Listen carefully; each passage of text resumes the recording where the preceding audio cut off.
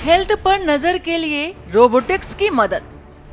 उत्तराखंड की सिलक्यारा डंडाल गांव टनल में मैनुअली हॉरिजॉन्टल ड्रिलिंग तैयारी कर ली गई है और इसके लिए रैट माइनर्स को बुलाया गया है। ये लोग हाथ से खुदाई करेंगे और आपको बता दें कि हॉरिजॉन्टल ड्रिलिंग 24 नवंबर से बंद है। उधर 16 दिन से फंसे 41 मजदूरों तक पहुंचने के लिए 86 मीटर की वर्टिकल ड्रिलिंग जारी है। इसमें अब तक 31 मीटर खुदाई हो चुकी है और इस बीच मजदूरों की हेल्थ पर नजर रखने के लिए रोबोटिक्स की मदद भी ली जा रही है। टनल के अंदर फंसे 41 मजदूरों पर नजर रखने के लिए रोबोटिक्स की मदद ली जा रही है और इसके लिए लखनऊ से AI and robotics developer Milind Raj को बुलाया गया है। मिलिंद के मुताबिक हम 3 बड़े काम करेंगे। एक, किसी मजदूर के बिहेवियर या हेल्थ को 24 घंटे मॉनिटर किया जाएगा और इसके साथ ही साथ अंदर आदमी हताश होने लगता है, इस स्थिति को डिटेक्ट करते हैं। तो दूसरा, टनल के अंदर अगर कोई गैस निकल रही है तो इसे डिटेक्ट करते हैं और तीसरा सबसे बड़ा जो कारण है वो बताया जा रहा है कि टनल के अंदर जहां नेटवर्क भी ठीक से नहीं मिलता वहां हम हाई स्पीड इंटरनेट सिस्टम दे सकते हैं। टनल में फंसे मजदूरों से फोन पर बात। वहीं आपको बता दें कि सिलक्यारा की तरफ से फंसी ऑगर मशीन को सोमवार सुबह काटकर बाहर निकाल लिया गया है। रविवार 26 नवंबर शाम से इसे प्लाज्मा कटर से काटा जा रहा था और पूरी रात ये काम चला है।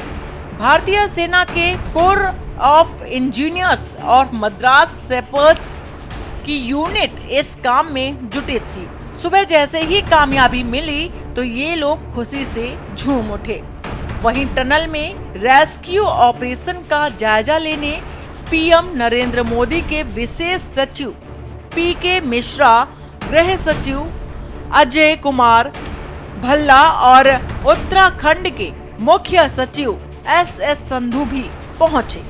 पीएम के विशेष सचिव PK मिश्रा ने टनल में फंसे मजदूरों से फोन पर बातचीत की और उनका हालचाल जाना। उन्होंने इंटरनल कम्युनिकेशंस सिस्टम मजदूरों से अंदर के हालात की जानकारी ली और सभी के स्वास्थ्य को लेकर पूछा है। उन्होंने मजदूरों को आश्वस्त भी किया और जल्द ही उनको सुरंग से बाहर निकाल लिया जाएगा। क्या है रैट माइनर? रैट यानी कि चूहा। दरअसल पतले से पैसेज में अंदर जाकर ड्रिल करने वाले मजदूरों को रैट माइनर्स कहते हैं और इस तरह से ड्रिल करने के लिए स्पेशल ट्रेनिंग स्किल और काफी प्रैक्टिस की जरूरत होती है। ये रैट माइनर्स 800 मिमी यानी कि मिलीमीटर के पाइप में घुसकर ड्रिल करेंगे जो फंसे मजदूरों तक रास्ता बनाने की कोशिश करेंगे। सिलक्यारा में रेस्क्यू में जुटे micro tunnelling expert Chris Cooper ने बताया है कि अंदर क्या रुकावट आती है और जमीन कैसे रिएक्ट रहती है। बहरहाल मजदूरों को बचाने का जो प्लान सबसे ज्यादा तेजी से आगे बढ़ रहा है वो है पहाड़ के ऊपर से सुराख करके मजदूरों को बचाने का।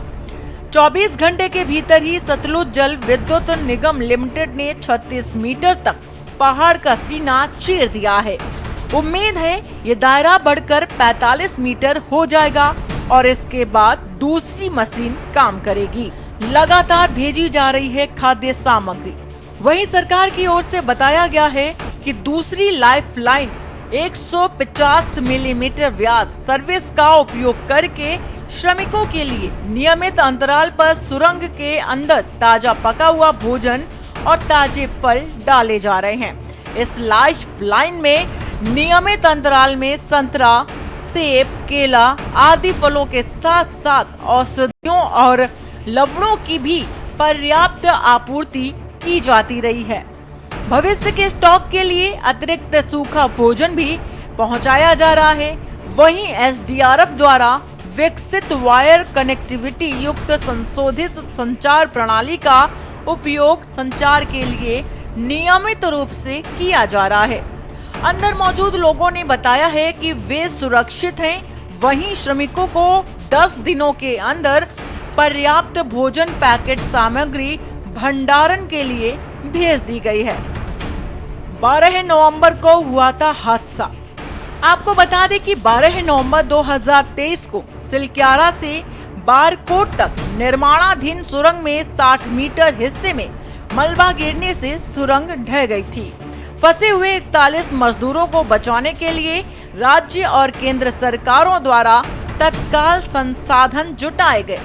5 एजेंसियों ONGC, SJVNL, RVNL और NHIDCL और इसके साथ ही साथ THDCL को विशिष्ट जिम्मेदारियां सौंपी गई हैं, जो परिचालन दक्षता के लिए सामयिक कार्य समायोजन के साथ मिलकर काम कर रही हैं। स्पेशल डेस्क के न्यूज़ इंडिया।